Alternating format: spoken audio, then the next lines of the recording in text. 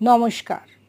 মাদ্রা হিমাচল প্রদেশ থেকে এই ডিশটা ভীষণই ইউনিক। এটা একটা ডিশ আমি শিখেছিলাম অনেক বছর আগে, যখন আমার হাজব্যান্ড পোস্টেড ছিল। একজন কুক আমাকে এটা শিখিয়েছে। জলের মধ্যে নুন দিয়ে লাল কুমড়ো সেদ্ধ করে নেব, 10 থেকে 15 মিনিট লাগবে। তারপর ওটাকে ঠান্ডা করে ছেঁকে নিতে হবে। এবার তেলের মধ্যে, সর্ষের তেলের মধ্যে আমি কিছু তড়কা দেবো।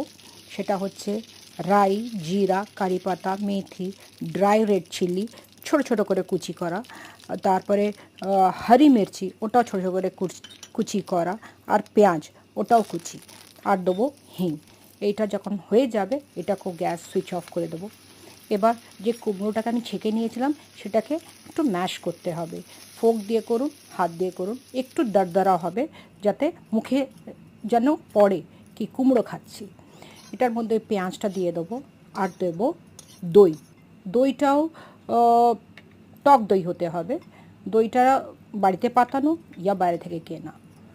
নুন আর রোস্টেড জিরার ফ্লেভারটা আসবে। এনজয় করুন, আর আমাকে লিখবেন কেমন হয়েছে। পরোটা, রুটি যা দিয়ে খাবেন। বাই ন্যান্স, কলকাতা থেকে নন্দিনী বলছি।